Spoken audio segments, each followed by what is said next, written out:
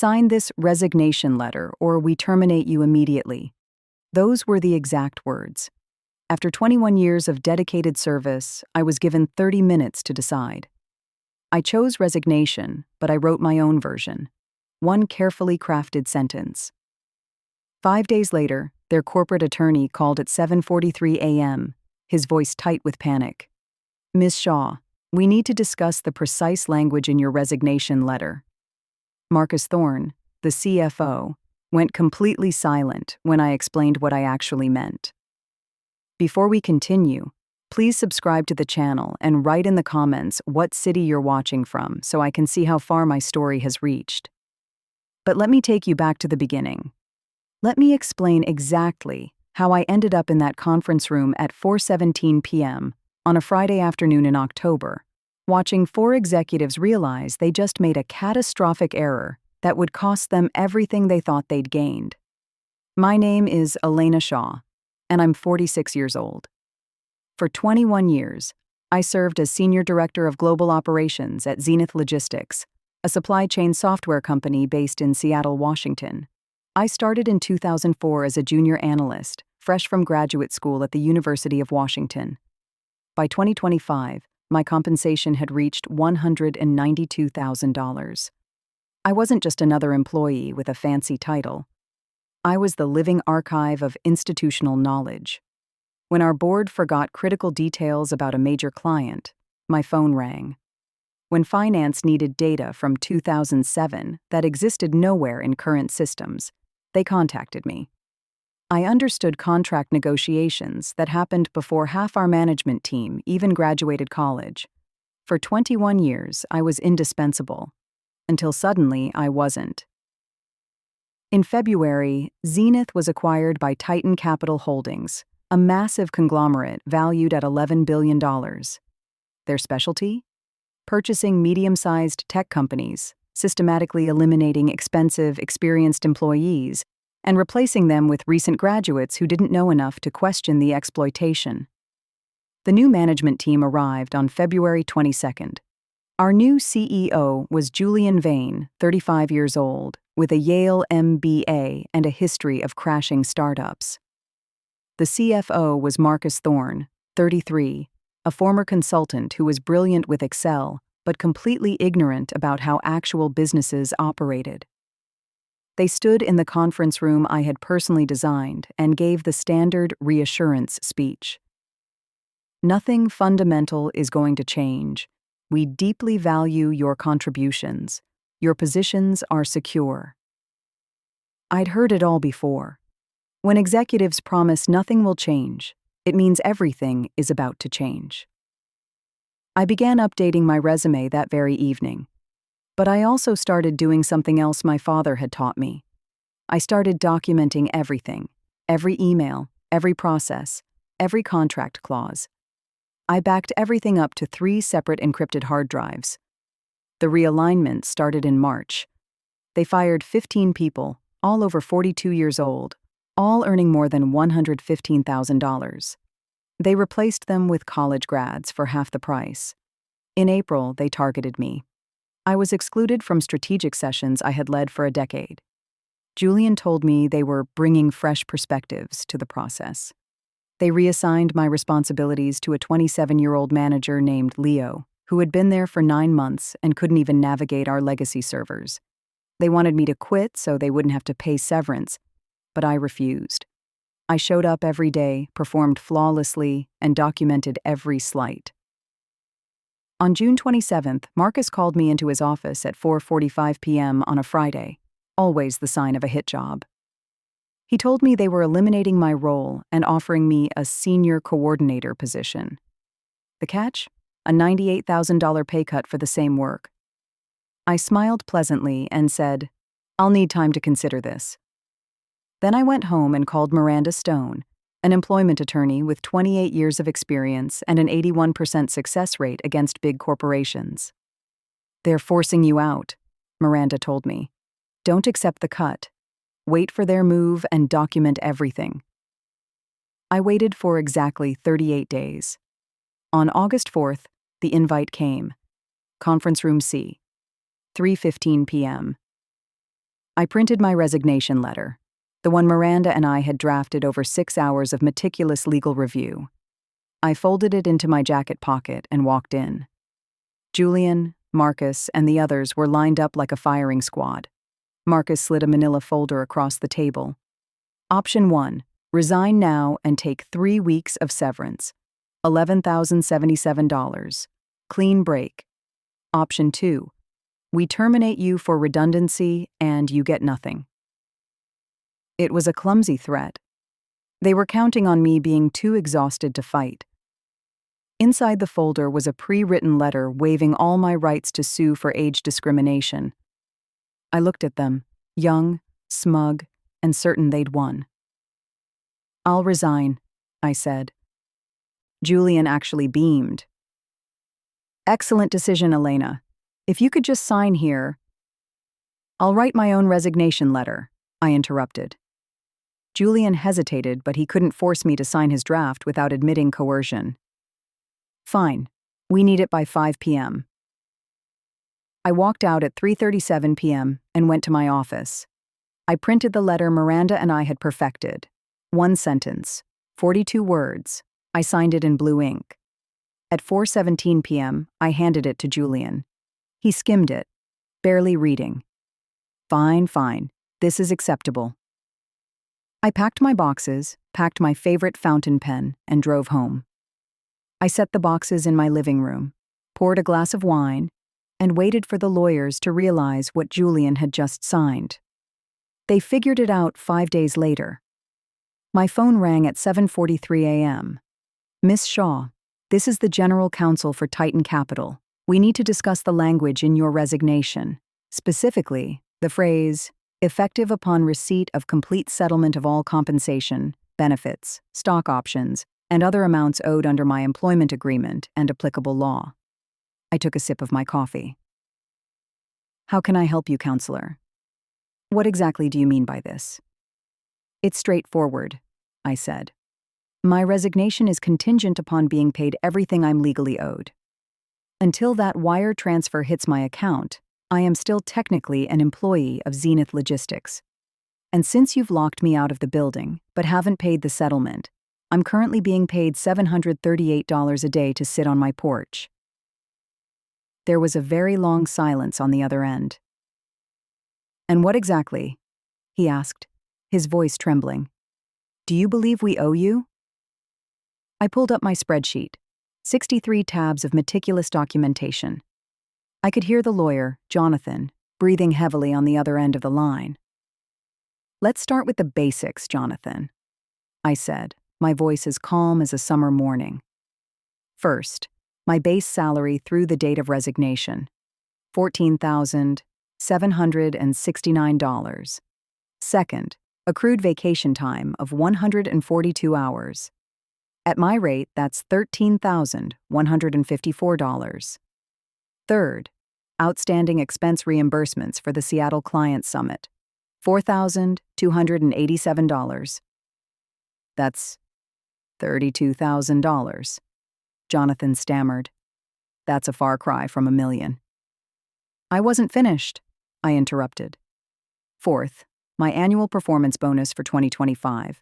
Section 6.2 of my agreement, signed in 2018, guarantees a bonus of 80% of base salary for meeting operational targets. We didn't just meet them, we exceeded them by 14%. That bonus is payable upon termination for any reason. That's $153,600. I heard a pen click rapidly on his end. I kept going. Fifth, and most importantly, my stock options. I have 52,000 options that vest immediately upon a change of control. Titan Capital's acquisition of Zenith triggered that provision. At today's market value, those options are worth $1,153,000. The silence on the line was now absolute. I could almost see him doing the math in his head, his face turning the same shade of red as the exit signs in the building he'd just locked me out of. Sixth, I continued, my severance. Section 8.4 states that if I resign for a good reason within 24 months of a change of control, And constructive dismissal via a $98,000 pay cut is a very good reason. I am entitled to 20 months of salary continuation. That's another $320,000. You're claiming we owe you over $1.6 million. Jonathan's voice had gone up a full octave. $1,690,670 to be exact, I corrected. Plus interest accruing at 8% annually. And since my resignation hasn't actually become effective yet because you haven't paid me, I am still technically employed. The meter is running, Jonathan. Every day you delay, you owe me another $738 in salary, plus health insurance premiums, plus $400,000 matching. This is absurd. You can't. Actually, I can. I've consulted with Miranda Stone. Perhaps you've heard of her? She's won 4 consecutive cases before the state Supreme Court on this exact type of contract interpretation. She's reviewed my conditional resignation and confirmed it's ironclad. You forced me to choose between resigning or being terminated. I chose resignation, but I made it contingent on being paid. You signed it without reading the fine print. That's not my mistake, Jonathan. It's yours. He hung up. He didn't even say goodbye. I poured myself a second cup of coffee and waited. I knew exactly what was happening in that office. They were pulling my original file from the deep archives. They were realized that while they were busy playing efficiency experts with their spreadsheets, I had been playing architect with my legal protections for 20 years. 3 hours later, my phone rang again. This time, it wasn't the lawyer. It was the CEO, Julian Vane. He wasn't even pretending to be professional anymore. He was screaming. "What the hell did you do, Elena? You tricked us. You wrote that letter knowing we wouldn't see it." "I wrote a legally valid letter, Julian," I said. "You had 4 people in that room, including an HR director, and not one of you noticed the word conditional. How is that my fault? Maybe if you spent less time looking at your smartwatch and more time looking at the people who actually run this company, you wouldn't be in this position." The board is furious. Titan Capital New York wants to know why we're on the hook for nearly $2 million for a redundant employee. I'm not redundant, Julian. I'm expensive. There's a difference. Now you have 2 choices. You can pay me what the contract says, and I'll sign a mutual non-disparagement agreement. Or we can go to discovery. And I'd love for the EOC to see my documentation of 23 employees over 40 being fired and replaced with kids making 50 cents on the dollar. I'd love for them to hear the recordings of you calling me a legacy relic. In Washington, we only need one-party consent for recordings, Julian. And I was definitely consenting. I could hear him breathing heavily, the sound of a man who realized his startup tactics had just hit a brick wall of 20 years of institutional memory. "We'll fight this," he spat. "Please do," I replied. "Every day you fight, my daily rate adds up. I can wait as long as your ego can afford it." He hung up too. 28 minutes later, my work email, which they had locked the Friday before, suddenly hummed back to life on my phone. They had reactivated my access. It was a silent admission. I was still an employee. I was still on the payroll. And they were terrified. The following 48 hours were a masterclass in corporate damage control. I sat on my deck, watching the ferries cross the Puget Sound, while Julian and his team of lawyers scrambled to put out the fire I'd lit with a single sentence. On Wednesday, the second call from Jonathan Winters came. The bravado was gone. He sounded like a man who had been awake for 2 days straight. "Elena, Titan Capital is prepared to offer a flat $950,000 to settle this immediately. No litigation, no discovery. We'll even throw in a month of COBRA." "I'll pass," I said. As I stated, my contract entitles me to $1,690,000. If you want a release from the age discrimination and wrongful termination claims, that's going to cost you an additional $100,000 for pain and suffering. And I want my legal fees covered. Every cent. "You're being unreasonable," he spat. "I'm being a mathematician, Jonathan. Every day you negotiate, my daily salary and interest add $6,700 to the bill. At this rate, by next Tuesday, your settlement will be over $2 million. My offer expires at midnight. They folded at 10:14 p.m. The final agreement was a monster. 52 pages of legal armor. But the terms were exactly what I demanded. On September 3, 2025, I sat at my kitchen table and watched my bank's mobile app. When the notification finally popped up, wire transfer received $1,754,120.41. I finally let out the breath I'd been holding since February. I also received a signed letter of recommendation on Titan capital letterhead, signed by Julian Vane himself. It described my 21 years as exemplary and my leadership as invaluable. I doubt he could even see the paper through his tears of rage as he signed it. Revenge is a dish best served with a long-term perspective. Julian Vane lasted exactly 7 more months as CEO. Turns out, when you fire the legacy relics who actually know where the bodies are buried and how the servers are cooled, the efficiency model collapses.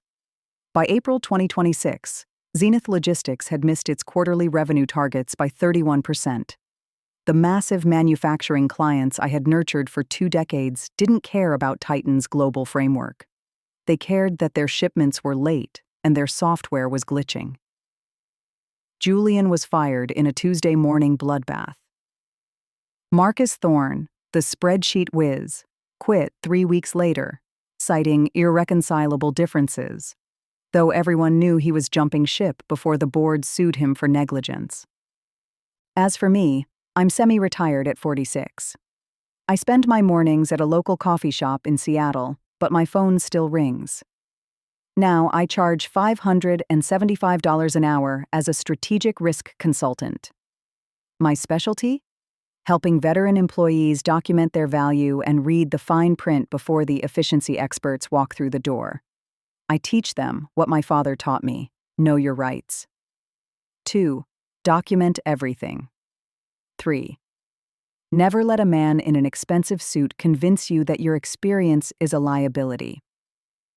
The lesson here isn't about being greedy. It's about understanding that when you give 21 years to a company, you aren't just a worker, you are a foundational pillar. If they want to pull that pillar out, they shouldn't be surprised when the roof falls in, and they certainly shouldn't be surprised when they have to pay for the damage. I didn't just get even. I got exactly what I was worth.